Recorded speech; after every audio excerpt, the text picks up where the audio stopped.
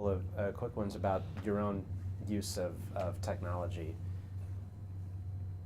What is of all the technology that you have at your disposal, Yes. What has been the most useful technology for you? Blogging. Blogging. Yeah. And in blogging, I became a man again. And let me explain that. So I'm sit here wearing my black T-shirt and everything. I'm the most institutional person you've ever met, really. So I was brought up in England in the 50s. I went to all these kind of boarding schools. I wore a tie to bed practically, and I was a banker. I was tremendously institutional, and I developed a voice of the institution. And well, when you're not in it anymore, you'll know what I'm really saying. You speak in this kind of strange language of institutions, and you write in it, and actually forget who you are. You really do. You become, an office person. And what I found when I first started blogging, I was writing memos.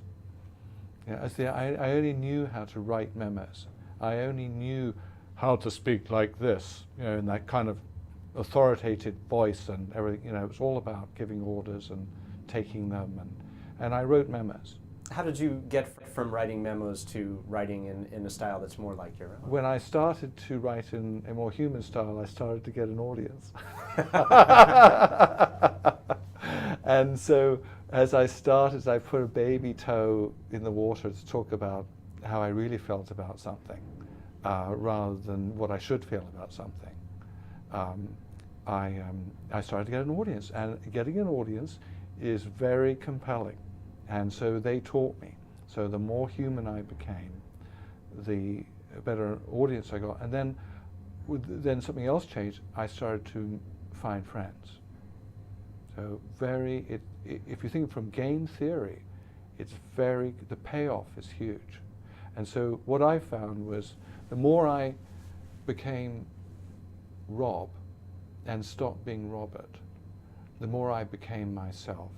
And I think this is, for me, the core of blogging, is that it's where we actually find out the most important question of all in life, which is, who am I? And the more you become yourself, some people think that the real Todd is pretty special, and that no greater friendship is possible than to have people absolutely accept you for entirely who you are.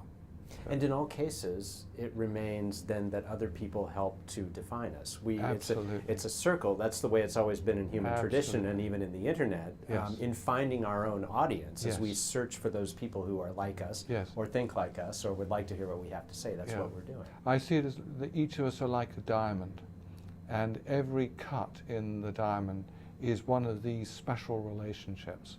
And the more we have, although there are limits to them, the more brilliant we are, the more light shines in and out. So it's, and for someone who hasn't done it, I know this must sound absolutely ludicrous, but I can only give them the promise that try it and see. Write about something you like. Yeah. And see what happens. And see what happens. Be yourself for the first time sometimes, since you were maybe 6, or since you went to school and had to start to conform.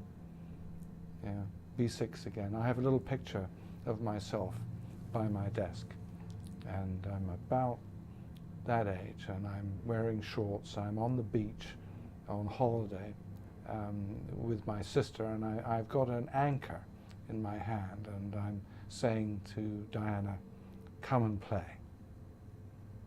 Conversation